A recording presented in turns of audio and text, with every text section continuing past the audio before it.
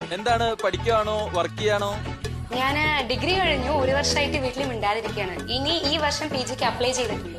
എന്തുപറ്റി മിണ്ടാതിരിക്കുന്നു? 1 വർഷമായിട്ട് മിണ്ടാതിരിക്കും. ഡോക്ടറെ കണ്ടില്ലേ?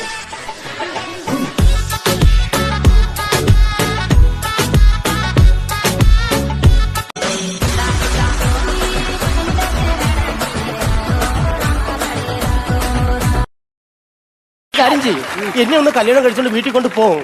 എങ്ങനെ കൊണ്ടുപോകും? ഒരു കുഞ്ഞിക്കാല് കാണാതെ എങ്ങനെ കൊണ്ടുപോകും കുടുംബത്തിൽ? കൈയ്യട് കൈയ്യട്. അപ്പൊ ടിക്കറ്റ് എടുക്കാതെ സിനിമ കാണാനുള്ള പരിപാടിയാണല്ലേ?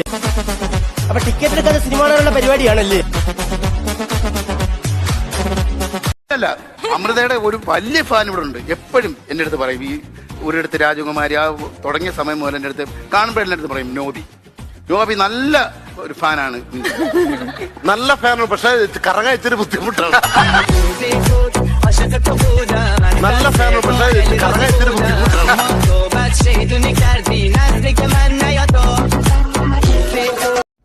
FB അക്കൗണ്ട് ചോദിച്ചു. അങ്ങനെ ചാറ്റിംഗ് ആയി, ഫ്രണ്ട്സ് ആയി. അപ്പൊ അറിയാത്ത ഒരാൾക്ക് FB അക്കൗണ്ട് കൊടുക്കുമ്പോ അത് സേഫ് ആണോ എന്ന് നിങ്ങൾക്ക് തോന്നിയോ? FB അക്കൗണ്ട് അല്ലേ കൊടുത്ത, ഫോൺ നമ്പർ അല്ലല്ലോ. പറഞ്ഞ ടൈമായിരുന്നു, അപ്പൊ വെളുപ്പിനായിരുന്നു ട്രെയിൻ. അപ്പോൾ ചുമ്മാ റൈഡിന് പോയതാണ്. റൈഡിനോ? എവിടെ?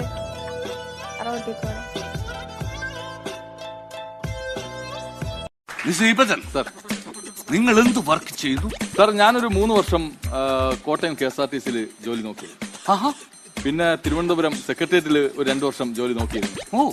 ഇപ്പം ഒരു 2-2.5 വർഷം നമ്മളെ കോഴിക്കോട് ജില്ലാ സബ് കളക്ടറായി ജോലി നോക്കിയിരുന്നു. ആണോ? അപ്പൊ ഉദ്ദേശിച്ച പോലെ ആള് ഭയങ്കര ഗംഭീരനാണ്. ഒരുപാട് തസ്തികകളിൽ വർക്ക് ചെയ്തിട്ടുണ്ട്. അല്ല സാർ, ജോലി നോക്കിയിരുന്നു, പക്ഷെ കിട്ടാത്തോണ്ട്.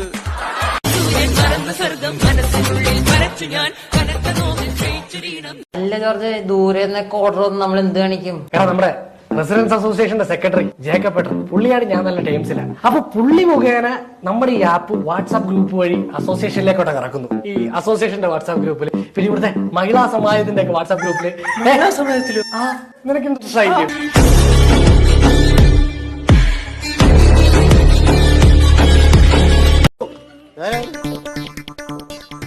എന്തുവാടാ കിടന്ന് കുന്തളിക്കുന്നത്? ഞാൻ അറിയാതെ ഒന്നുമില്ല. നിന്റെ മേശയ്ക്ക് എന്താ രോമാഞ്ചം ഉണ്ടായി നിൽക്കുന്നത്?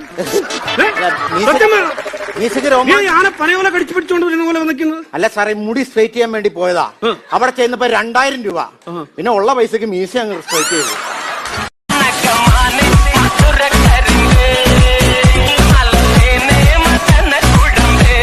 ബൈജുചേട്ടന്റെ സ്ക്രിപ്റ്റ് കേട്ടപ്പോ എന്താ തോന്നിയ? ബൈജുചേട്ടന്റെ റോളിനെ പറ്റിട്ടൊക്കെ കേട്ടപ്പോ എനിക്ക് അങ്ങനെ വലുതായിട്ടൊന്നും തോന്നില്ല. ഞങ്ങളൊക്കെ നന്നായി ചെയ്തിട്ടുണ്ടോ സിനിമ? അത് നാട്ടുകാർ കണ്ടിട്ട് പറയും.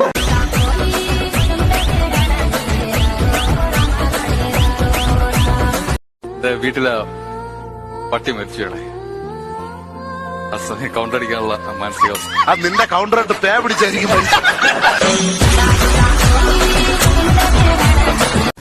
ഏതൊരു പാവപ്പെട്ട തൊഴിലാളിയോടും സ്വന്തം സഹോദരങ്ങളോടെന്ന പോലെ സമഭാവനയോട് പെരുമാറാനാണ് ബിന്ദുവിനെ ഞാൻ ശ്രമിച്ചിട്ടുള്ളത്. എന്തെങ്കിലും ഇറങ്ങിയിരിക്കണം, എന്റെ അച്ഛന്റെ കുത്തുവൽക്കൂടെ കത്തിച്ചിരിക്കണം. വെള്ളത്തോടുള്ള നിന്റെ അച്ഛന്റെ വകയാണ് വെള്ളം പൂട്ടാവായി.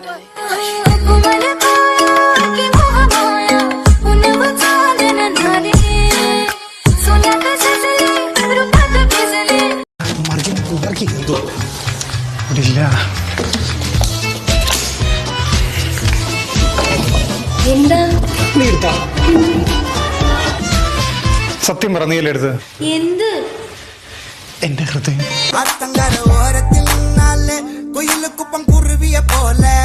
ഞാൻ ഒരു കാര്യം ഞാൻ പറഞ്ഞേക്കാം, ഇനി മേലാൽ സ്ത്രീകളുടെ ബ്ലോക്കിൽ എങ്ങാനും അമ്മവരെ കണ്ടാൽ ഒരു ദിവസം 100 രൂപ ഞാൻ ഫൈൻ ചെയ്യിപ്പിക്കും കേട്ടോ. ഒരു ദിവസം 100 രൂപയോ? അങ്ങനെ 2 ദിവസം ആണെങ്കിലോ 200 രൂപ ഫൈൻ അടിക്കണം. അങ്ങനെ ഒരു 3000 രൂപയുണ്ട് ഒരു മാസത്തേക്കളങ്ങ്.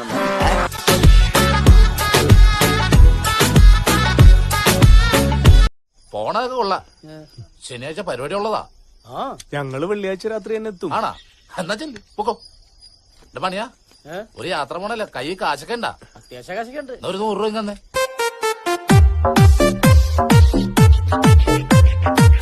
അനക്ക് മാസാമാസം ചെലവിന് അയച്ചു തരാൻ നീ വേറെ എവിടെയെങ്കിലും പോയി നിൽക്കുവോ? പറ്റിയത് നിനക്കല്ല, അച്ഛന് പറ്റിയത് നമ്മൾ കണ്ടുവരും. Un elefante muy elegante, la trompa muy larga, la trompa gigante.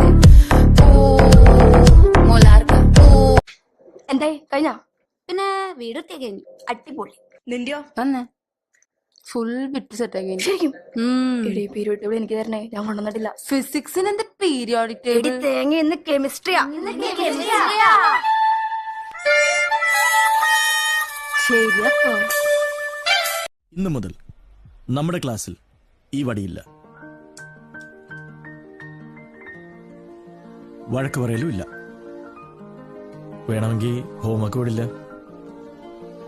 It will be a dream classroom. വട്ടായോ? എനിക്ക് വട്ടായെന്ന് വിചാരിക്കുന്നുണ്ടാവും അല്ലേ?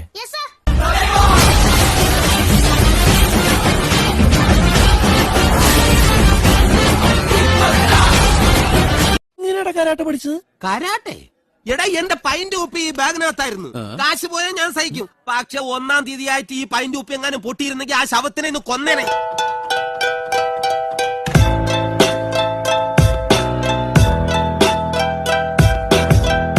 എടാ ഇവിടെ അതിനെക്കാട്ടി വലിയ പ്രശ്നം നടക്കാൻ പോവാ.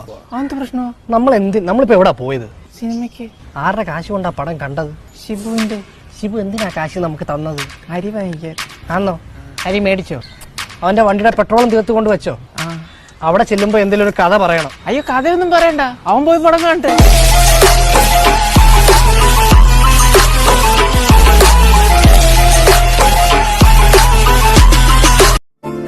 എടി നോക്കിയടി,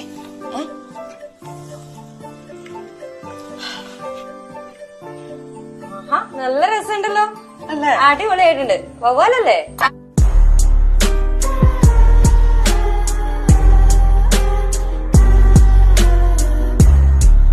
വയറ് കുറയ്ക്കാൻ കുറച്ച് ദിവസം പുറത്തു കൂടെ ഒന്ന് ഓടും, എന്നിട്ട് തീരുമാനിക്കാം അകത്താക്കണോ പുറത്താക്കണോ. ഞാൻ പറഞ്ഞു നിന്നെ ഒന്ന് അകത്ത് കയറ്റാൻ പറ്റില്ല. ഈ ഷെഡിന്റെ ഹെഡോ? ഷെഡല്ല, അക്കാറ. നീ ഒരു കാര്യം ചെയ്യും, ഒരു 10 തവണ ഈ പൂഴിയിൽ അക്കാറാന്ന് എഴുതി പഠിക്കും, എന്നിട്ട് തുടങ്ങിയാൽ മതി. പോയി പൂഴി എഴുതി പഠിക്കട്ട. ആഞ്ജനേയ സ്വാമി ശരണമയ്യപ്പ, ശരണമയ്യപ്പ.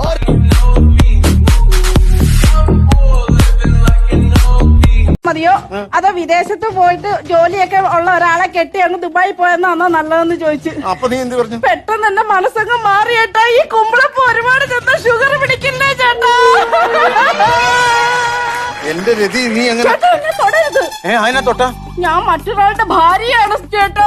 അപ്പൊ ഞാൻ തൊട്ടിട്ടേ ഇല്ല അല്ലേ? കൊള്ളാം. നുണയാണ് നുണ. കള്ളത്തിന് പറയരുത്. നീ കഞ്ഞി വെച്ച് കൊടുത്തില്ലേ? അത് പിന്നെ 10-25 പേർ ചേർന്ന് ഇത്രയും നീളമുള്ള കത്തി എടുത്ത് തൊണ്ടക്കുഴിയിൽ വെച്ചിട്ട് വയ്ക്കടാ കഞ്ഞി എന്ന് പറഞ്ഞാൽ ആരായാലും കഞ്ഞി വെച്ച് പോകും. അമ്മാവനായിരുന്നെങ്കിൽ പയറും ചമ്മന്തിയും വരെ വെച്ചേനെ.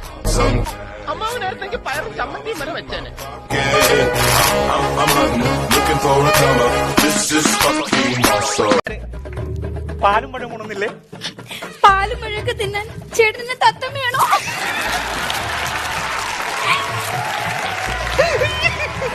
അതെ, ഈ കോമഡി ഇല്ലേ, ഈ കോമഡി നിന്റെ വീട്ടിലെ വീടിന് പറയുമ്പോ നിന്റെ അച്ഛനോട് പറയണം. അച്ഛൻ തിരിച്ചെടുത്ത് മണ്ണൊപ്പിച്ചാവും.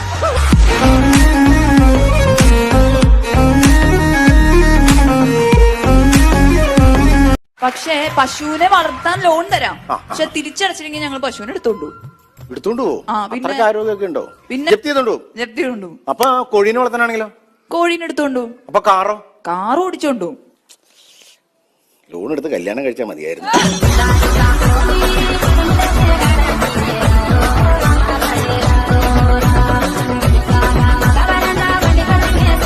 തള്ളയുടെ ഒന്നാക്കിയിട്ട് പൊട്ടിച്ചാൽ ശരിയാകത്തു. നിങ്ങളിവിടെ ബൈക്ക് സ്റ്റാർട്ട് ചെയ്തില്ല, തള്ളയുടെ മൂട്ടിയിട്ട് പൊട്ടിച്ചിട്ട് വരാം.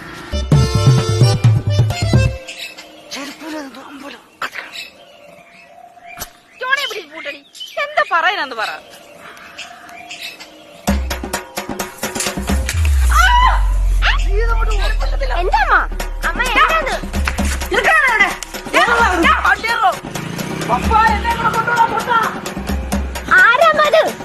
അറിയത്തില്ലടി, ഒരു തീപ്പെട്ടി എറിഞ്ഞിട്ട് ഓടിയടി. തീപ്പെട്ടിയോ? നീ ഇവർ കയറിയില്ലേ? ഓണായിക്കോട്ടെ, ഞാൻ ഓടിക്കാം. തള്ളയുടെ അനക്കൊന്നും കേൾക്കുന്നില്ല. തള്ളയത് വിജയി കാണും. തീപ്പെട്ടി പിടി. പൊട്ടനായിരുന്നു ഞാൻ, പാട്ടുപാടാനറിയാതെ.